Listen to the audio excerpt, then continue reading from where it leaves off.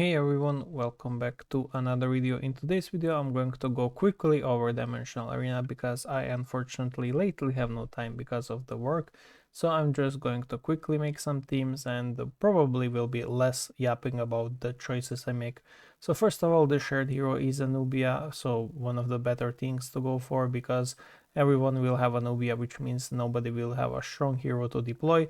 And then I have my own Hela with Halloween, which is a pretty good combo altogether, but the separately both heroes are quite good, but the Hela is amazing hero to get for free because it's a Fate hero and you kind of need 3 Fate heroes in the Dimensional Arena to secure yourself in a way. The relics that I have gotten is the banner, which is the only relic in here that is good, and then the hammer, which we can use because at 5 stars it does stun to opponents, so it's really nice. For 2 rounds I believe is the case. Start card selection, and the first group in the round 1 we have Yingzheng and Altia, and we have so many phantoms in here. We basically have full phantom team already. It's not a good team nonetheless, but it's still phantom. So Yingzheng is one of the better heroes in Dimensional Arena, Dahlia is not. So we're going to go and check the group 2. Group 2 we have a better heroes because we have Elisha and Hecate. Hecate is really strong in Dimensional Arena because of her flat scaling skills on the Old Force, and because of her invincibility and because of her healing conversion to flat attack millions. We also have flat scaling from Elisha, but we also do have Yingzheng. If this was Hecate in here instead of Dahlia, I would consider group 1 over the Elisha, but right now I'm more leaning towards the Elisha pick. Group 3 is also pretty good because you do have Fenrir. Fenrir does have a nice scaling, but the issue with Fenrir is she is not guaranteed. There's only a chance to gain 3 million attack with no limit, but that's not guaranteed. So we're going to go with the group 2 personally because it seems to be more flexible, and we also do have some phantoms in here in case we go some version of Hecate version with Avengers and phantoms. In the round 2 we have in the group 1 are really strong choices, so Narisa and Yingzheng for our Hecate, and for our Hera or Elvin team we have Arthur in case we go for the Dooms, or even with Elisha. Arthur is not really all that terrible, and Astrid if we get some more additional Mystifiers, but she's also Monarch, which can be slotted in any team, especially because of her skill, which makes her number 2 casting ally skill click as their skill second time. Her runes are also quite nice because they increase the attack of allies based around the speed. So overall, solid choice in group 1. Group 2 is also really strong choice, so we have flat scaler again, Fenrir, and we have Hera. Hera is one of the strongest heroes ever released for the PvP. Not sure how strong she is in Dimensional Arena, I haven't had much experience with her, but I do believe she's good because I have seen her nuke some teams, although I'm not sure as to her as I'm sure to Yingzheng and Narisa that they would perform amazingly. So in the group 3 we have Lucifer. Luckily this makes it far easier to pick between these two teams, but I do believe I would have went with group 1 because it's 4 usable heroes, whereas in the group 2 I have like 2 good heroes, one useless hero being Ariana. Well, she's not really useless, but she's not something I would want to have, and then Elmer a good filler, but nothing that you get excited about. But since we get a group 3 with Lucifer, we must pick this group, and our last hero is going to be Victoria, and we can get Omniheroes, which is a usable hero, and Catherine in case we get some Mystifiers, but Talanis is also a good filler.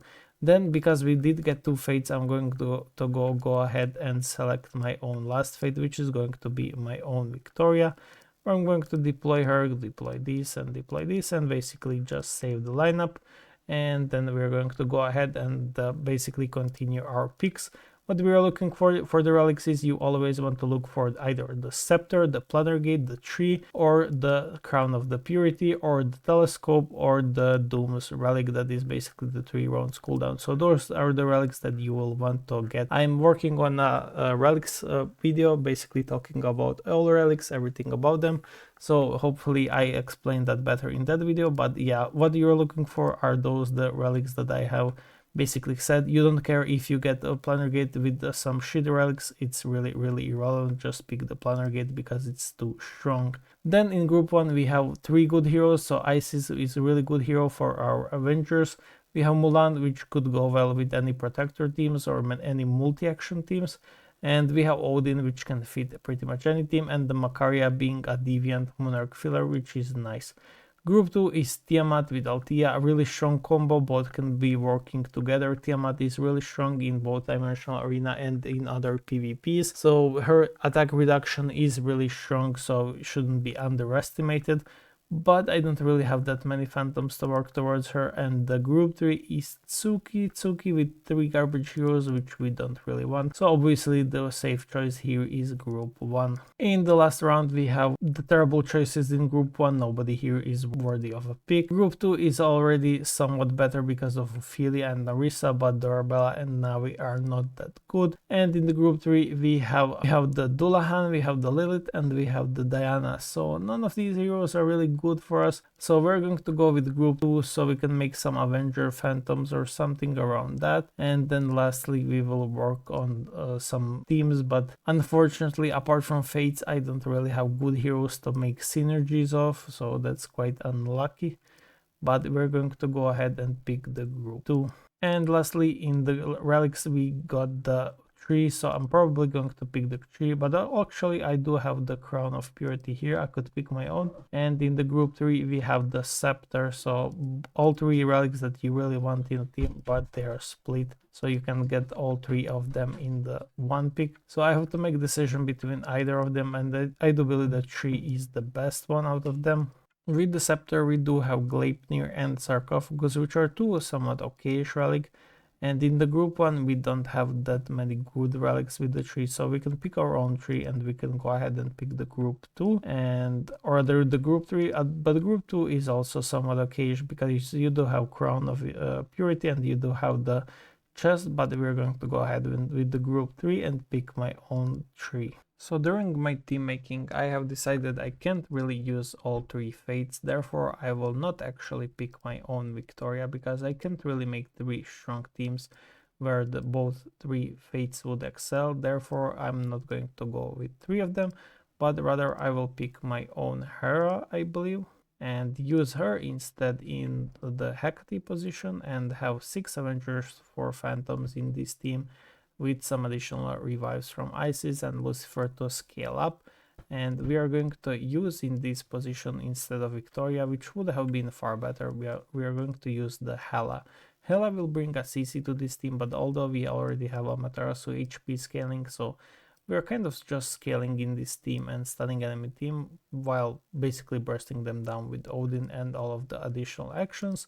And then the last team is just going to be a lot of basically legendary heroes that don't have any kind of synergy, because there's no synergy to be had. And instead of Macaria, I think I would rather use Talanis for the stuns, because Hecate and Talanis and Catherine all have combo between each other, so we're just going to go with that one. And instead of Elwyn, I could actually use the Macaria, because Elwyn, despite being okayish, Macaria does provide the monarchs to at least 2 members. So this team is definitely the weakest team out of the bunch, but we're still going to try and use it, but it will be in position 1.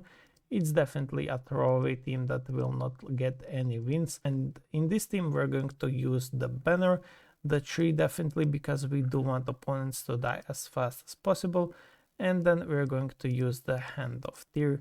I do kind of believe that I should use the Hela on this team instead of Lucifer. I personally prefer in Dimensional Arena to have a Hela. Actually, never mind, I do have Hera, which stuns, so it's basically a waste to have 2 stunners in a single team, therefore I will move back the Hela to the main team. So the tree is here to shut down enemies and hope we basically beat them in the first round, with the Hera dying and everything going on around that. And in this team we're going to have the scepter, the gate, and then lastly we're going to use the Gleipnir. So we will use it in this position, but so our allies can cast their ultimates in the first round and hopefully one-shot all of the enemies, although this should be used with the tree. So I'm actually going to, but it feels bad using Odin with the tree, because the seal from the tree will basically already disable and make enemies kind of weak. But we're going to do it regardless, because as you have seen in my latest short, I did use it with the Odin in the 8 Valiantars against the 8 Ethereals. So we're going to use the Planetary Gate as a damage booster in the Avengers instead. And in this team, we're just going to throw some good occasion relics and basically pray for the best in this team, because there's no really hope for it. But these two teams are quite strong and they should perform nicely.